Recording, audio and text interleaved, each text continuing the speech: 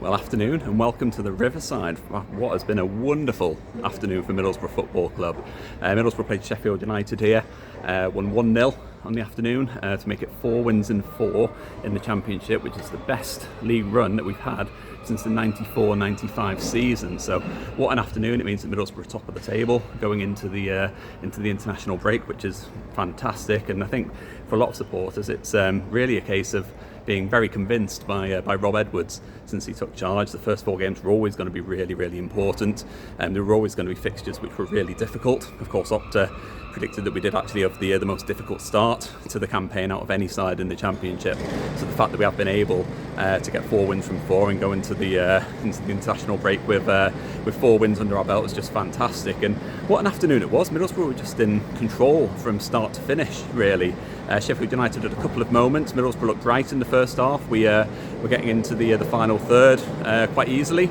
Sammy Silvera, Callum Britton doing a really good job down the flanks. I hope you can hear me over the lawnmowers that are coming out at the Riverside here. But we were getting forward, creating some half chances, just maybe lacking a little bit of that cutting edge. But it was really the changes at half time which really altered the course of the game. Matt Targett came on for his full Middlesbrough debut. Sverri Nipan came on as well in place of Sanjay Hansen, and both of those players were just outstanding. Of course, Matt Targett got the assist for Tommy Conway's goal. It was a beautiful pass from him from the left flank to Tommy Conway, who ran in behind and slotted it home.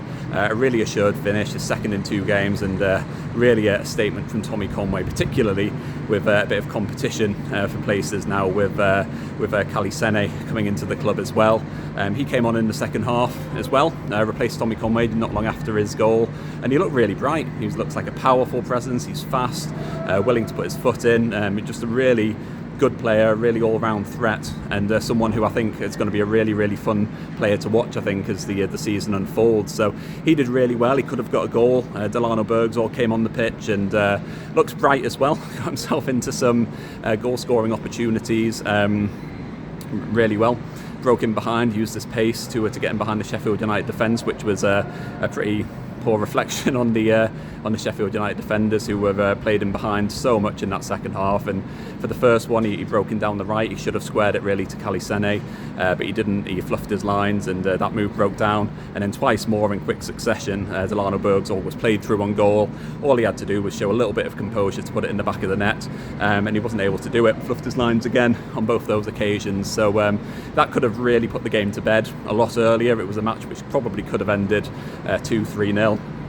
In Middlesbrough's favour, but ultimately it was one which Middlesbrough were in full control of from start to finish. There was never really much worry that Sheffield United would get back into it. They had a chance right near the end. Danny Ings came on a little bit earlier and he had an effort which went wide of the mark, but ultimately it was an afternoon which really belonged to Middlesbrough, who were in full control throughout. So I'm here today in the media section.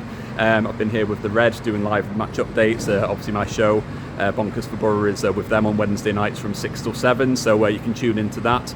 I was also part of the press conference that's just taken place with the 2 managers, and it was really interesting to hear the thoughts of both bosses, because at the final whistle, the contrast between the reaction for both bosses was just astonishing. Ruben Selles, obviously they've lost 4 games in a row so far this season. He's replaced Chris Wilder, who led Sheffield United all the way to the playoff final.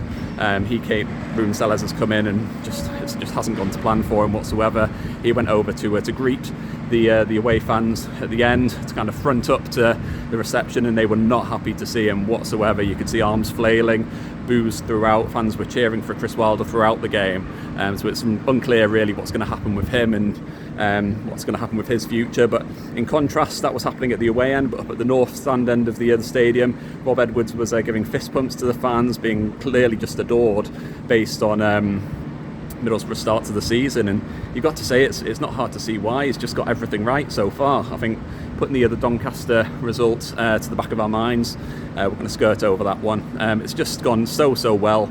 Results have been outstanding. The rapport that he's built with fans has been brilliant as well, and so it's going to be a really, really interesting time to see whether Middlesbrough can continue this run of form going into the international break and beyond. So there was a couple of talking points to come out of the press conference, mainly on the transfer front. Rob Edwards was asked about David Strelec, the striker that we've been linked with, and he said that there was some element of truth potentially in that deal. So that's one to keep an eye on between now and Monday night's deadline. He was also asked about Neto Borges and Marcus Force, who were left out of the squad today, and he said that they were down to selection issues, and then he went on to say that there's a chance that 1 or 2 players could potentially leave the club before the end of the transfer window just due to not getting regular first team opportunities. So it's going to be an interesting one. It's going to be a really interesting few days. I think there's going to be a lot of business being done with Middlesbrough. We've spoken previously about how busy it's likely to be between now and deadline day. I think there's going to be a good few exits, possibly 1 or 2 coming in as well. That's before we even start looking at loan deals and that sort of thing. But certainly keep up to date with all the Boro news here on Bonkers for Boro. There's going to be a lot going on over the next couple of days, and I'll have it all right here for you. So if you have enjoyed this video, please do hit like, please do hit subscribe as well, and I will catch up with you next time.